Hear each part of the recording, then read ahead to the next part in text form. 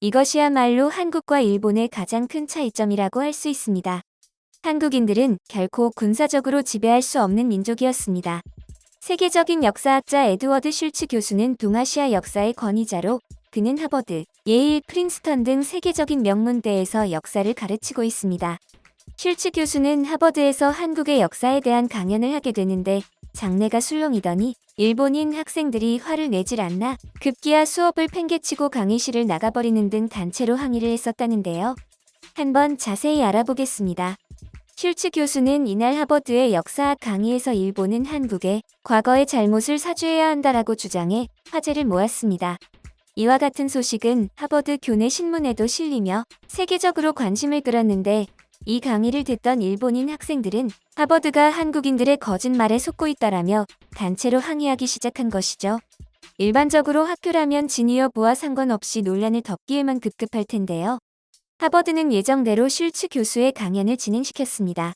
강의 시작 전 슐츠 교수는 내 강의에 대해 불편함을 느끼는 일본인 학생들이 있다고 들었습니다. 이들의 뻔뻔한 태도에 한 사람의 학자로서 부끄럽기 그지없습니다. 역사란 오로지 진실만을 알리는 학문이어야 하며 다른 주관적인 요소가 개입되어서는 안 된다고 생각합니다. 이 수업을 듣기 싫은 학생이 있다면 결석 처리를 하지 않을 테니 강의실에서 나가셔도 좋습니다. 나는 진실을 숨기려는 자들과 타협할 생각이 없습니다. 라며 강하게 밀어붙였고 해당 내용은 하버드 학생 신문의 일면을 장식하며 오히려 세계적인 관심을 끌어냈는데요. 그렇게 시작된 에드워드 슐츠 교수의 한국사 강연은 역사 수업을 들어온 학생들에겐 시작부터 충격 그 자체였습니다. 일본은 한반도의 권력 다툼에서 밀려난 이주민들이 세운 나라입니다. 일본이 아직도 버리지 못한 일본 왕실은 그 뿌리를 거슬러 올라가면 서울을 근거지로 삼았던 백제왕가가 나옵니다. 일본인에게 한국은 늘 열등감과 동경심을 동시에 느끼게 하는 스승 같은 존재였으며 일본과 달리 한국인들은 결코 군사적으로 지배할 수 없는 민족이었습니다. 일본이 군인들에 의해 강압적으로 통치되는 동안 한국은 현대의 국가와 마찬가지로 고등교육을 받은 엘리트에 의해 운영되고 있었는데요. 슐츠는 이어 말했습니다. 한국은 수천 년 동안 일본보다 훨씬 선진 국가였습니다. 일본의 침략 전 한국이 일본보다 훨씬 발전된 나라였다는 것은 일본을 제외한 거의 대부분의 역사학자들이 주장하는 내용인데요. 그러다가 1861년 일본에 다시는 없을 기적이 일어나게 됩니다. 일본을 강제로 개항시킨 미국에서 남북전쟁이라는 내전이 벌어지면서 미국의 식민지가 될 뻔했던 일본은 가까스로 독립을 지킬 수 있게 되었고 서양의 선진 문물을 한국보다 먼저 받아들이게 된 일본은 역사상 처음으로 한국을 앞서 나가게 됩니다. 그리고 오랫동안 한국의 문물을 받으며 살아왔던 일본이 오랜 은인이었던 한국의 뒤통수를 치는 배은망덕한 행위를 저질렀다며 일본의 한국 침략을 언급했는데요. 교수가 일본이 한국에 저지른 강제징용, 식량 수탈, 문화재 도굴, 위안부 강제 동원 등 한국의 가슴 아픈 역사를 듣고 강의실에 있던 하버드 학생들은 경악을 금치 못했으며 한국의 아픔에 빠져든 학생은 눈물을 보이기도 했습니다. 학생들은 슐츠 교수의 강의에서 왜 일본 학생들이 길길이 날뛰었던 것인지 그제서야 알게 된 것이죠. 강의가 끝나갈 무렵 한 학생이 교수에게 질문을 던졌습니다. 예전에 일본의 교수가 쓴 역사책을 읽은 적이 있습니다. 그 책에서는 한국이 먼저 일본의 보호를 요청했다고 하던데 오늘 교수님의 강의를 듣게 되었고 이제라도 진실을 알게 되어 너무 다행이라고 생각합니다. 일본은 대체 어떻게 이렇게 말도 안 되는 역사 왜곡이 가능했었던 건가요? 라고 물었는데요. 그의 말을 들은 슐츠 교수의 대답은 강연장에 있던 모두를 놀라게 만들었습니다.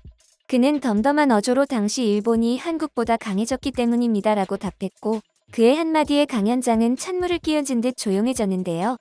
놀란 학생들에게 슐츠 교수는 당부의 말을 전했습니다. 역사란 강자의 손에 의해 쓰여집니다. 하지만 우리 모두가 알고 있는 또 다른 사실이 있죠. 그건 바로 세상에 영원한 비밀은 없다는 것입니다.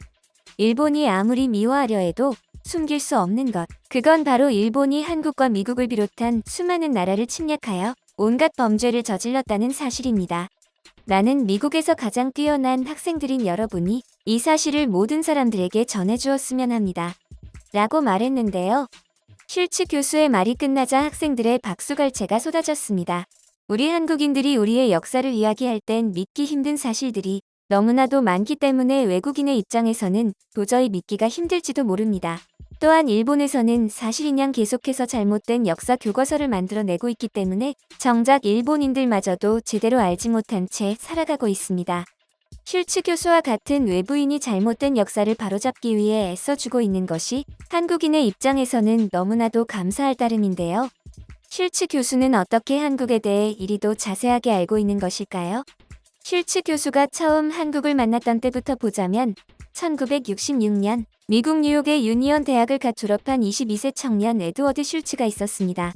당시 미국에서는 개발도상국을 돕기 위해 평화봉사단을 만들었고 슐츠는 그중 한국 파견 1기가 되어 처음 한국으로 오게 됩니다. 당시 주변엔 흙밖에 보이지 않는 가난한 나라였던 한국. 그러나 그의 눈에 비친 한국의 모습은 조금 달랐습니다. 한국인의 강인한 정신력과 뜨거운 교육열만큼은 잊을 수 없다. 그리고 또 하나 잊을 수 없는 것이 있었습니다. 한국에서 먹은 감자 샐러드가 미국 오리지널보다 훨씬 맛있더군요. 부산 경남고에서 1년간 영어를 가르쳤던 그는 하숙을 했었습니다. 하숙집 아주머니는 미국에서 온 손님에게 종종 감자 샐러드를 만들어주곤 했었는데 먼 곳에서 온 자신을 생각해주는 아주머니의 따뜻한 마음과 함께 먹었던 감자 샐러드의 맛은 48년이 지난 지금도 잊을 수 없다고 말하기도 했는데요. 점점 한국의 매력에 빠지게 된 슐츠는 잊을 수 없는 맛인 감자 샐러드와 꼭 닮은 고려시대에 빠지게 됩니다.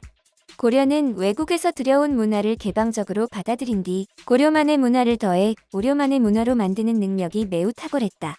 그렇게 주로 조선시대나 한류가 있는 현대의 한국을 연구하는 다른 해외 한국학 연구자와 달리 그의 전문 분야는 고려시대가 됩니다.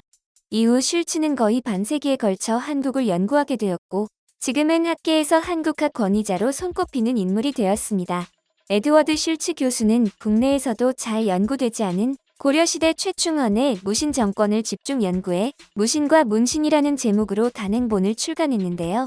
슐츠 교수는 박정희와 최충원의 쿠데타 이후 경제와 문화에서 비약적인 성장이 이뤄졌다는 점에서 이 시기를 암흑시대로만 규정지을 순 없다며 두 사람 모두 군사력으로 정권을 잡았지만 결국 엘리트 인재 육성을 우선시한 것도 공통점이라며 냉정한 평을 내리기도 했습니다.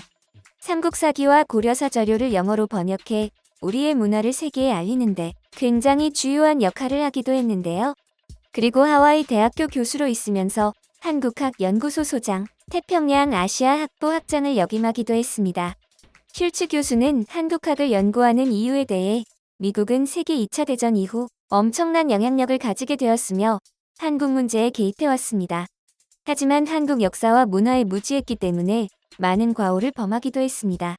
내가 한국사를 연구하는 이유는 미국이 같은 실수를 되풀이하지 않기 위해 한국에 대해 제대로 이해하도록 하기 위해서입니다. 라고 말하기도 했는데요. 슐츠 교수는 지금까지도 한국의 바른 역사를 알리기 위해 강연을 다니고 있으며 하와이의 한미재단 이사장이 되어 한국의 이민 선조들에게 힘을 보태어주고 있습니다. 한국학의 세계화를 위해 가장 시급한 일이 무엇이냐는 기자의 질문에 우선 영문으로 된 교과서가 절대 부족하다.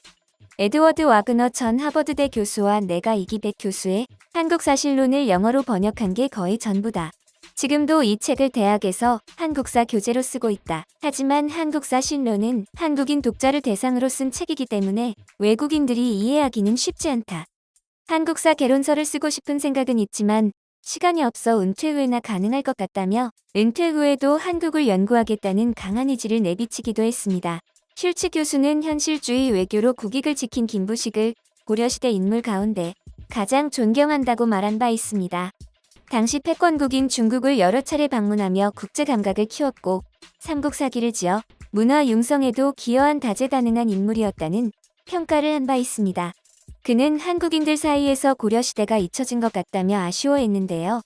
고려를 알아야 조선은 물론이고 현재의 대한민국도 온전히 이해할 수 있다는 것이라고 말하기도 했습니다. 이민 역사가 100년을 넘었지만 미국인은 물론 한인 2세들조차 선조의 역사를 모르는 게 너무 아쉽습니다. 슐츠 교수는 대표적인 지안파로서 한인 이민 역사와 문화를 소개하는 데도 힘쓰고 있는데요. 관련 영어 자료로는 슐츠 교수가 제작한 사이트인 아리랑 에듀케이션이 거의 유일하기 때문에 이민 100주년 당시 제작된 다큐멘터리 영화를 기초로 만들어진 이 사이트는 한인과 한국을 모르는 미국인들에게 훌륭한 교육용 자료로 쓰이고 있습니다. 우리 한국은 원래 가난한 나라가 아니라 찬란한 역사와 문화를 가진 나라입니다. 현재 한국인들의 엄청난 노력으로 다시 일본의 경제를 앞지른 만큼 다시는 빼앗기지 않도록 우리의 역사를 잊지 말아야 할 것입니다.